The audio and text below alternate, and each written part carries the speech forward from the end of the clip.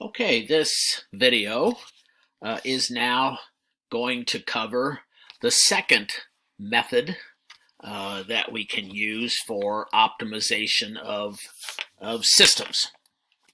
Okay, before we looked at dynamic programming and we watched how we could use dynamic programming to optimize systems, minimize costs, maximize performance by systematically going through the process and eliminating various calculations that were not necessary to repeat over and over based on a brute force type of methodology. So this is our second type of methodology, and you'll have a problem that you'll be asked to do in this particular case.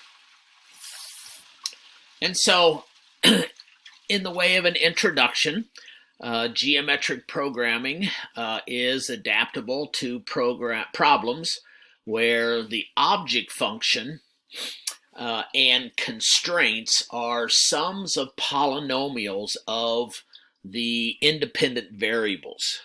And so if we have a object function, and now the object function could be what we are trying to minimize or trying to maximize. In the case that we saw before, we were trying to minimize operating costs.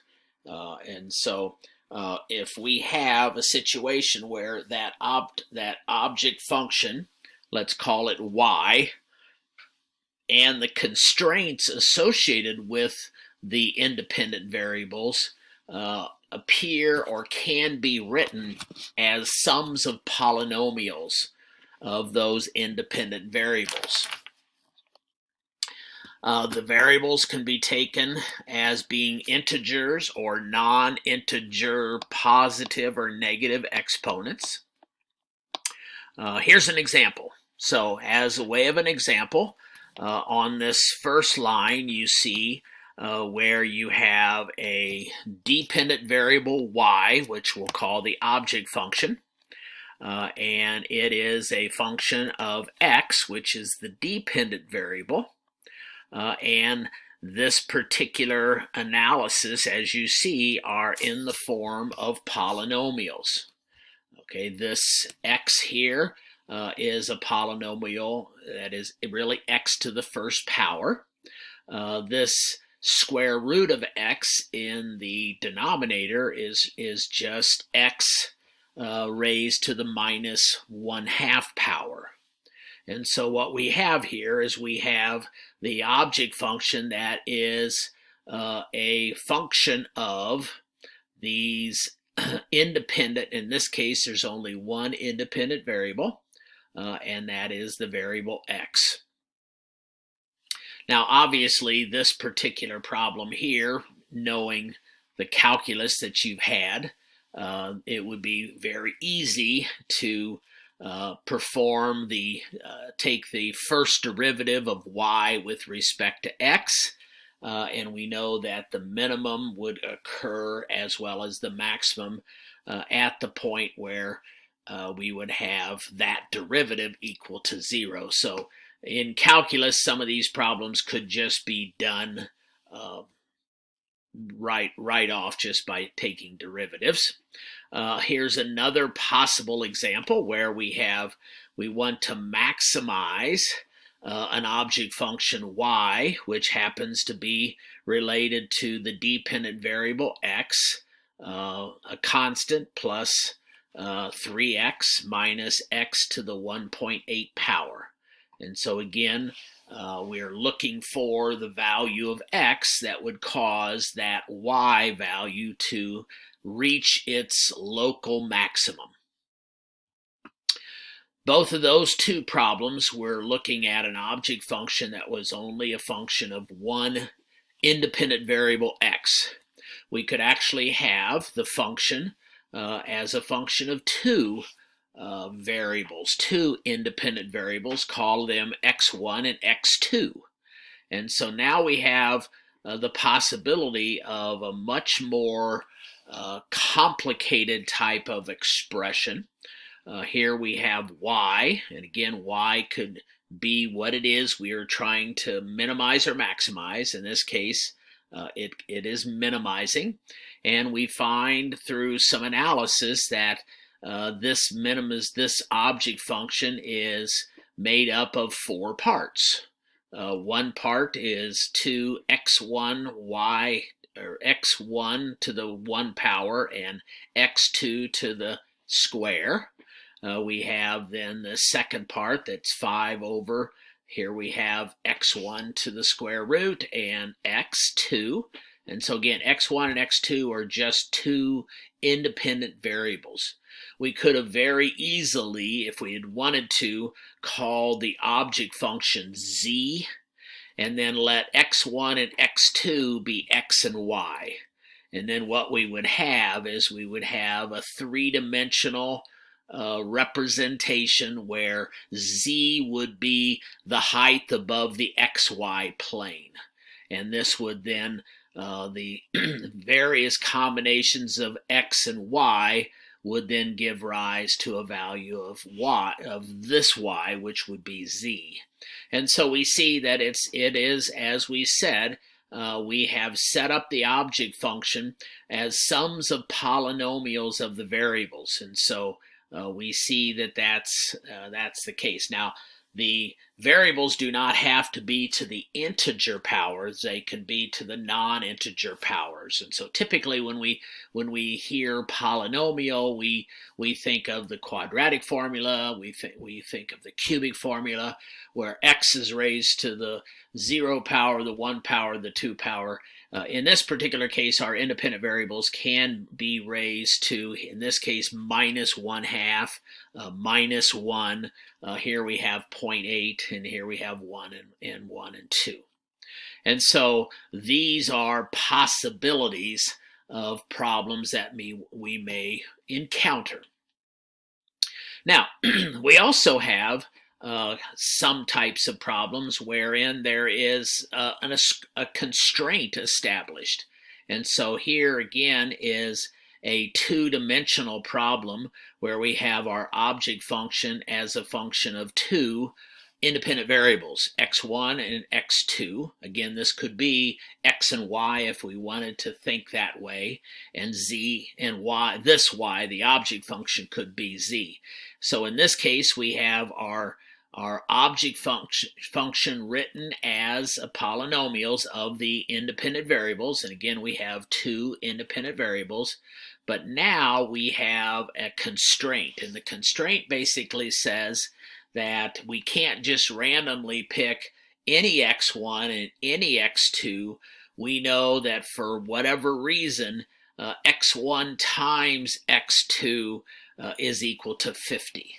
And so we recognize then that that is a constraint that the governing equation, the object function, has to satisfy.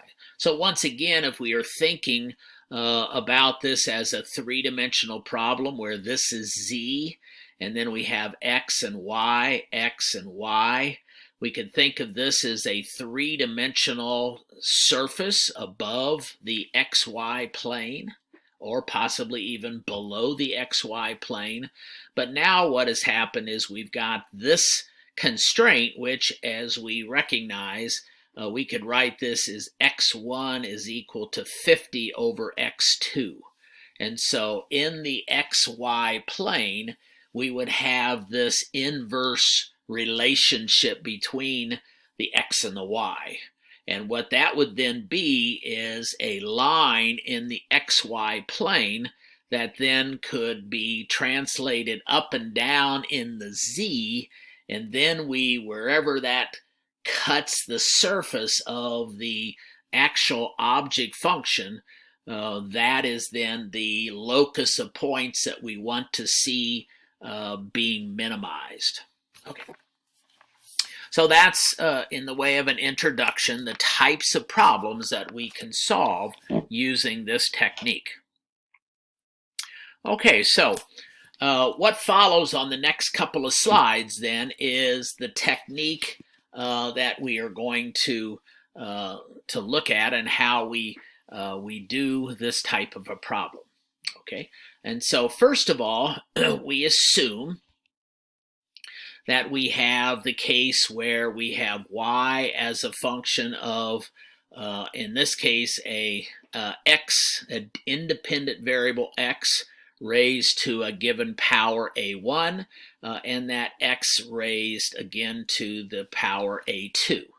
And each of those two terms are multiplied by a constant.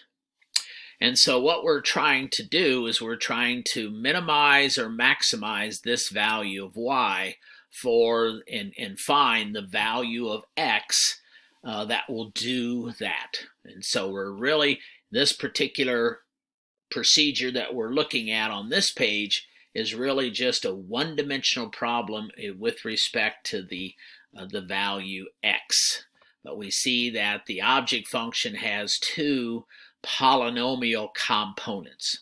Okay, so to study this further, we're going to take this first part and we're going to say that this is equal to u1. And so u1 is the first part of this summation.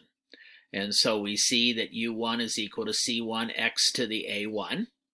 And then we're going to take the second part and we're going to call that u2. And so u2 then is a function of x. It's also a function of c2 and a2.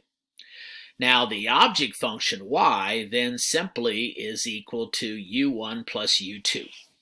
Okay, and so that's just substituting in these individual terms using the symbol u to represent each of the two, in this case, two terms.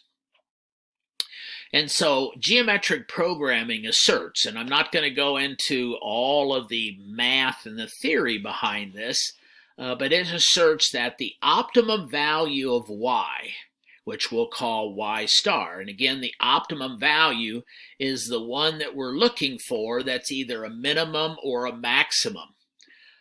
We find that we say that, or it asserts that the optimum value can be represented in product form by an expression that we'll call G star. So Y star will be equal to G star. And again, this is the value of Y that we have the minimum or the maximum.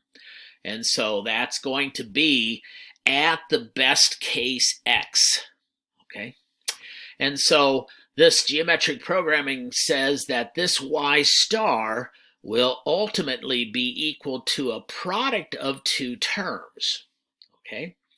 And it doesn't appear to be obvious, but again, this whole process has been proven, and if you just follow along here, we'll continue through the process. And so we've gone from a Y star being related to two parts added together to two parts that are multiplied together.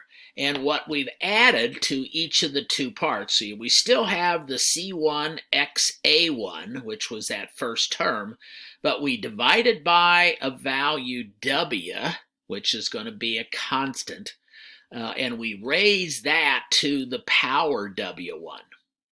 We do the same thing on the second part.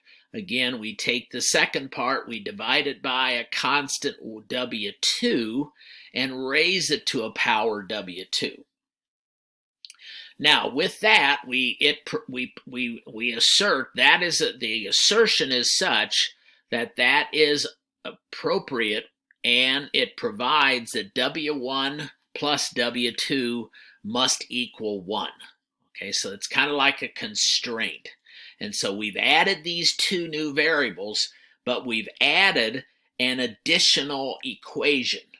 Okay, we've added an equation, W1 plus W2 is equal to 1. We also recognize that in order for this to be the optimum, that another equation is evident, and that equation is the A, which was the power of the first term, times the W1, plus the power of the second term times W2. Those added together must be equal to 0.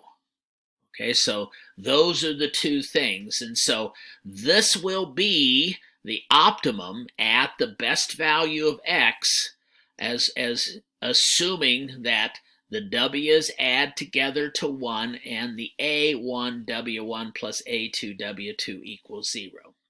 And so those are the equations associated with the geometric programming for this one-dimensional equation, 6, 7, and 8.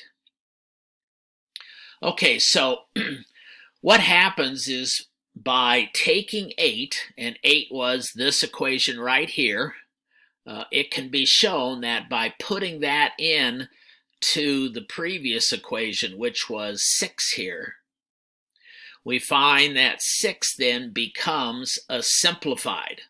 And so what happens is by having that assignment of a1 w1 plus a2 w2 being equal to 0, it simplifies this equation right here and actually eliminates the x to the a1 and the x to the a2 term, and all that's left over is the c1 w1 raised to the w1 power.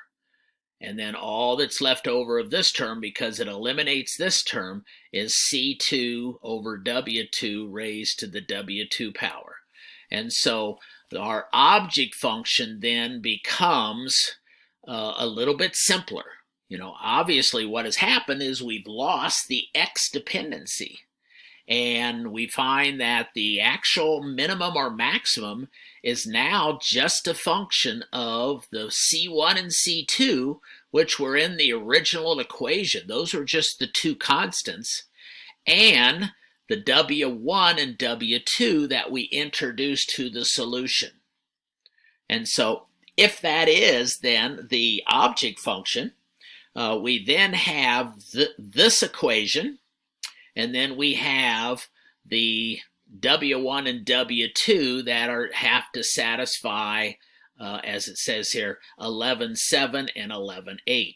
And so the W1 and the W2 have to add together to be 1, and the A's, which were also constants, along with the W's, have to satisfy that. So now what we have is we have a fairly much simpler equation that has these two other equations that have to be solved. Now, once we solve for that, we find then, or we can see that what this means is that W1, which was one of the constants that we added, ends up being equal to the u at that optimum, the u1 at that optimum point. Okay, what was u1? u1 was this here. And so the optimum x that we're looking for, you know, times raised to the power and times c1, that is what we refer to as u1 star, divided by the combination of u1 star and u2 star, which is y star. And so what this tells us is that this unknown constant that we added to the solution is nothing more than the first part of the object function divided by the object function. And so W1 is actually going to be this value here divided by the total. Okay, so it's telling us kind of, the W core is telling you what percentage is the first term with respect to the overall value. And the W2 is the percentage, this part right here, divided by the total. But again, the W's are identified at the starred condition. And so we then have a representation. So once we solve the governing equations, we then can back calculate and determine then what is the optimum value of x, as well as what was the object function itself. And so we then use equation 10 and 11 to solve for the value of x star. Okay, and again, x star is the value of x that caused this equation here with these known constants being either the exponents or the coefficient. And so that x star is the value where we reach a min or max for the y star. Okay, so let's go ahead and do a simple problem here. And hopefully we can illustrate this particular problem solution technique. Again, in this particular problem, we are looking for an optimum pipe diameter. Let me move this down here for a second. Okay. We're looking for an optimum pipe diameter, D, which results in a minimum first cost plus operating costs for 100 meters of pipe. And this pipe is conveying a given water flow rate. So we're trying to minimize our first cost as well as our operating cost. So we have to buy the pipe, and that's a given. And then we have to operate with that particular pipe for 100 meters of pipe, conveying a certain amount of water flow rate. And so with that in mind, the first cost of the installed pipe in dollars is 160 D. And so depending on the diameter of the pipe in millimeters, we find that to go out and purchase the pipe, it's going to cost us $160 times the diameter in millimeters. And so if we have a 1 meter pipe, which is 1,000 millimeters, the cost of installing that pipe then is going to be $160,000. Okay. And so that's the first part of our constraint. It's the first cost. And then we also know that the lifetime pumping cost, okay, is also related to the diameter. And we see that the bigger the diameter, the smaller the lifetime operating pumping cost is going to be. Okay, so we have another expression that gives us the lifetime pumping cost, and it ends up being 32 times 10 to the 12th divided by D to the 5th. Okay, and that makes sense because we remember from fluids that that fifth power would come into play as being the pumping cost for a specific flow rate.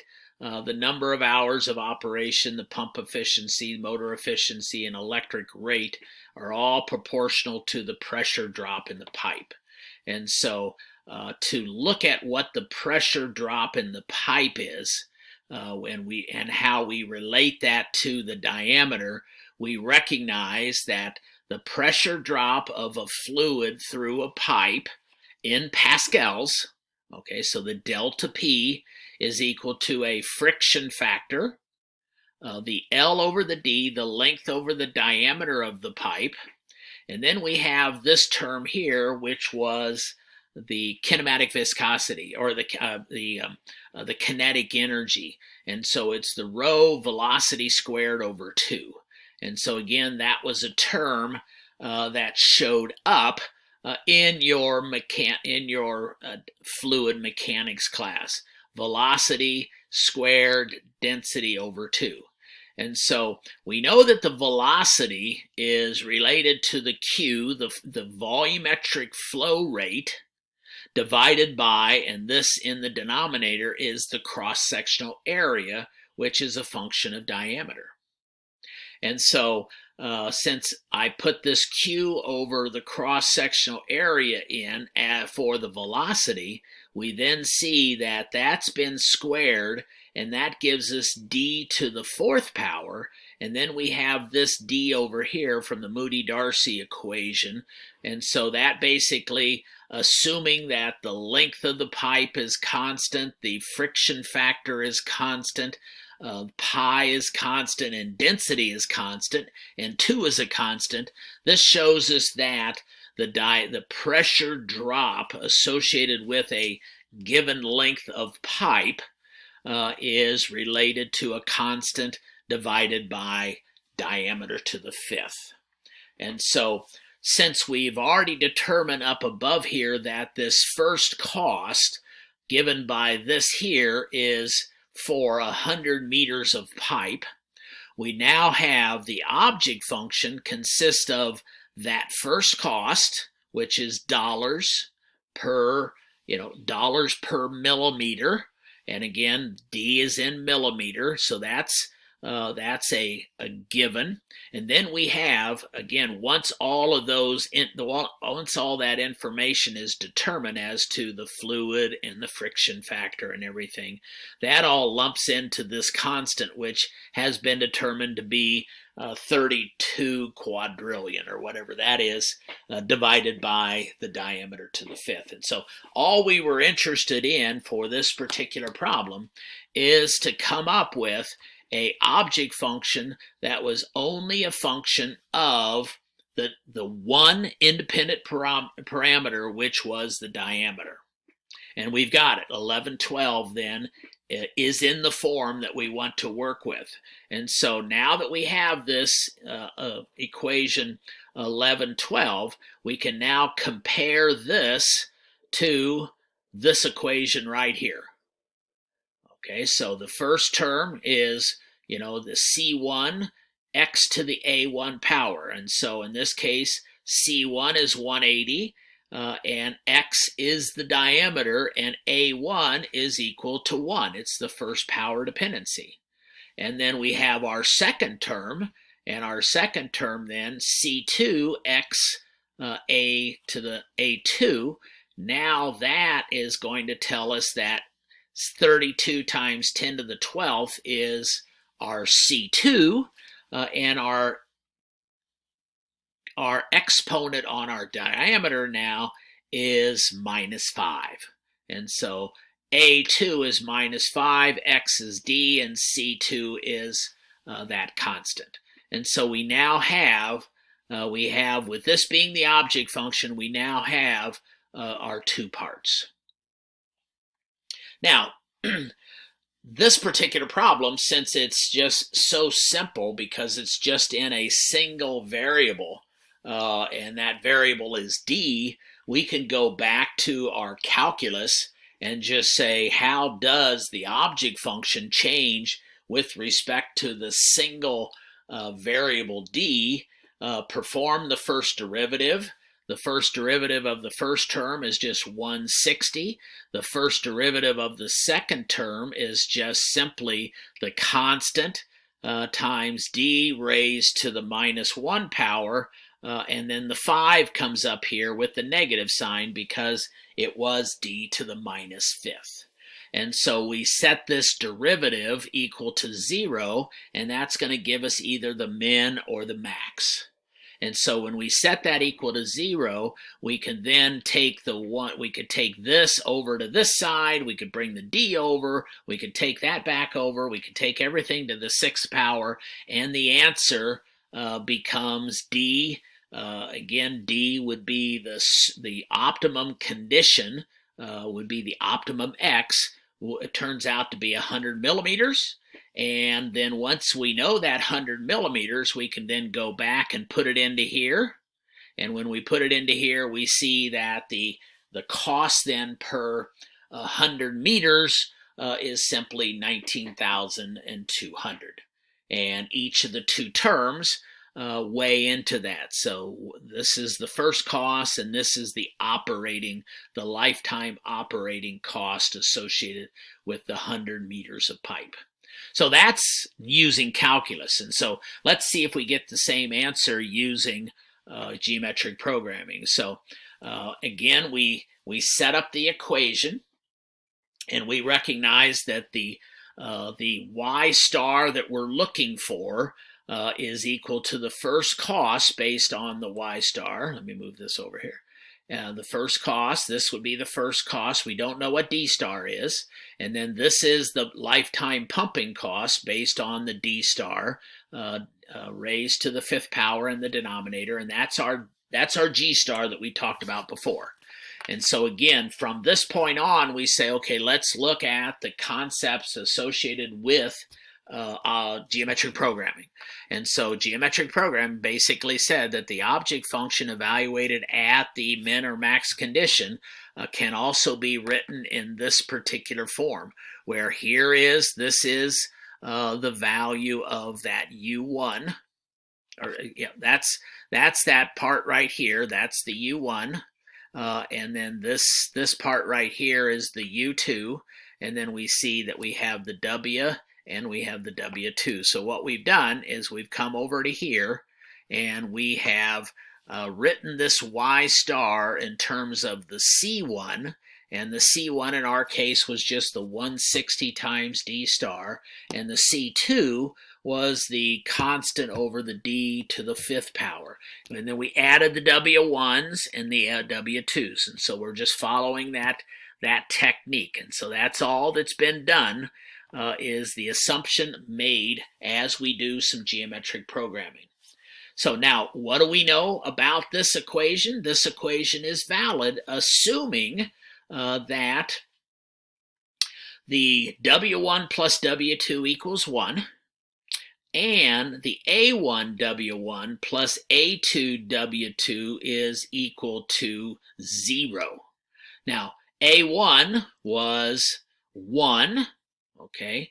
That was the exponent on the D for the first term, and so this just becomes W1, because A1 is 1, and then this A2 is equal to minus 5, because it was the exponent of the D, which happened to be in the diameter, and so it's a negative 1. So this equation then becomes W1 minus 5W2 equal to 0. And then we have the W1 plus W2 is equal to 1. And so now we have two equations, two unknowns, and the two equations, two unknowns then can be easily solved, and we see that W1 is equal to 5/6, and we find that W2 is equal to 1/6.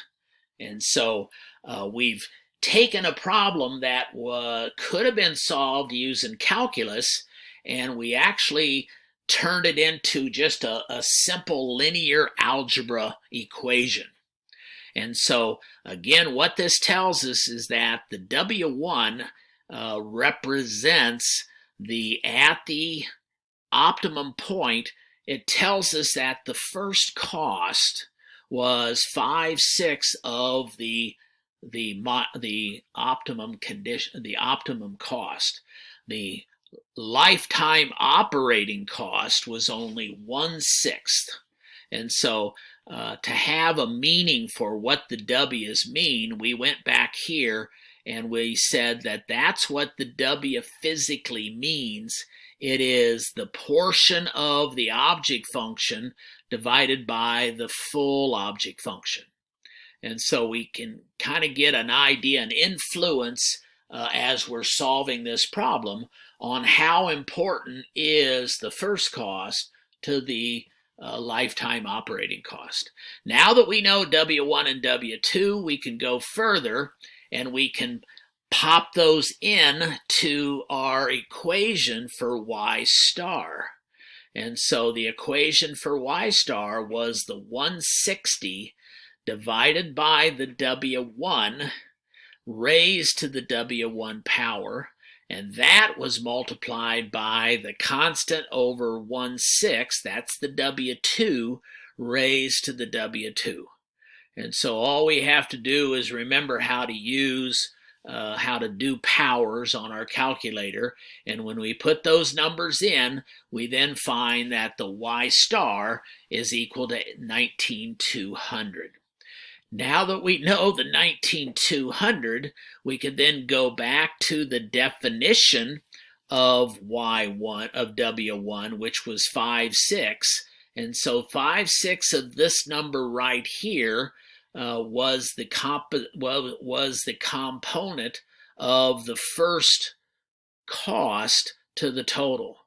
And so in order to back out the D star, we were able to take 5/6 of the optimum minimum cost and then set that equal to 160 D star, and that allowed us to calculate for the value of D star, which was 100 millimeters. We could also then, we could have, if we wanted to, we could have used the other, we could have said W2 was equal to 1/6, and that would have been then equal to the object function portion of the lifetime operating cost over the total. And so we could have, if we had wanted to, we could have used this particular component right here and set that equal to 1/6 of the object function and backed out the diameter. But obviously, by taking the first term was a lot easier in this particular case. But we would have obtained the same value associated with the D star. And so we've used now this technique called geometric programming to take a problem wherein we have an object function as a function of a single independent variable, and since we could write that object function as a series of polynomials in that variable, we were then able to use this technique, get the answer for an optimized solution, and compare it to a mathematical calculus-based solution. Okay, so with that, we will take a look at some additional problems in the next video.